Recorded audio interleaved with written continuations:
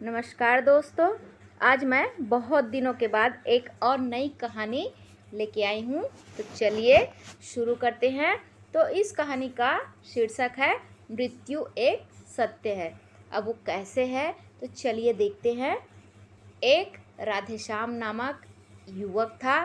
स्वभाव का बड़ा ही शांत एवं सुविचारों वाला व्यक्ति था।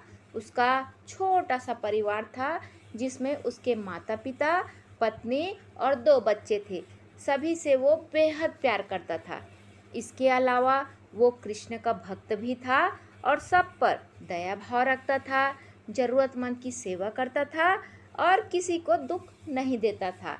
उसके इन्हीं गुणों के कारण श्री कृष्ण उससे बहुत प्रसन्न थे और सदैव उसके साथ रहते थे। और राधे श्याम अपने कृष्ण को देख भी सकता था और बातें भी करता था। इसके बावजूद उसने कभी ईश्वर से कुछ नहीं मांगा।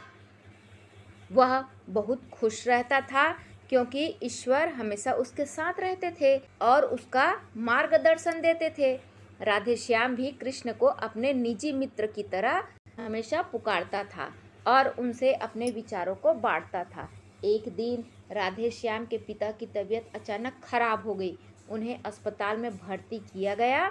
उसने सभी डॉक्टर्स के हाथ जोड़े, अपने पिता को बचाने की मिन्नतें की, लेकिन सभी ने उससे कहा कि वो ज़्यादा उम्मीद नहीं दे सकते और सभी ने उसे भगवान पर भरोसा रखने को कहा। तभी राधे श्याम को कृष्ण का ख्याल आया और उसने अपने कृष्ण को पुकारा। कृष्ण दौड़े चले आए। राधे श्याम ने कहा, मित्र, तुम तो भगवान हो, मेरे पिता को बचा लो। कृष्ण ने कहा, मित्र, ये मेरे हाथ में नहीं है। अगर मृत्यु का समय होगा तो होना तय है। इस पर राधे श्याम नाराज हो गया और कृष्ण से लड़ने लगा। गुस्से में उन्हें कोसने लगा। भगवान ने भी उसे बहुत समझाया पर उसने एक ना सुनी। तब भगवान कृष्ण ने उससे कहा, मित्र, मैं तुम्हारी मदद कर सकता हूँ, लेकिन इसके लिए तुम्हें एक काम करना होगा। राधे श्याम ने तुरंत पूछा, कैसा काम? तो कृष्ण ने कहा, तुम्हें किसी एक घर से मुट्ठी भर ज्वार लानी होगी और ध्यान रखना कि उस परिवार में कभी किसी की मृत्यु ना हुई हो। राधे श्याम झट से हाँ बोलकर तलाश में निकल गया। उसने कई दरवाजे खटखटाए। हर घर में ज्वार तो होती, लेकिन ऐसा कोई नहीं होता जिनके परिवार में किसी की मृत्यु नहीं हुई हो। किसी का पिता, किसी का दादा, किसी का भाई, माँ, काकी या बहन। 2 दिन तक भटकने के बाद भी राधे श्याम को ऐसा एक घर भी नहीं मिला।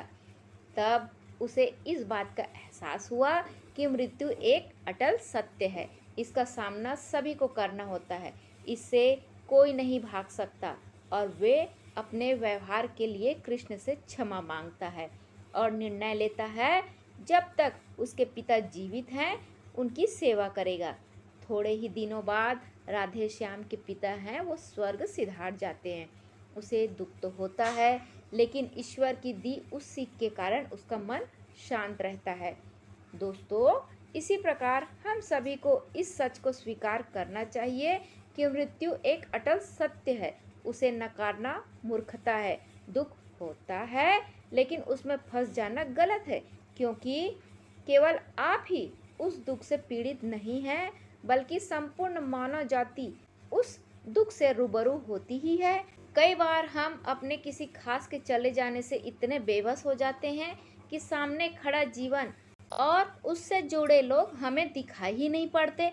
ऐसे अंधकार से निकलना मुश्किल हो जाता है। जो मनुष्य मृत्यु के सत्य को स्वीकार कर लेता है, उसका जीवन भार विहीन हो जाता है और उसे कभी कोई कष्ट तोड़ नहीं सकता। वो जीवन के हर क्षेत्र में आगे बढ़ता जाता है।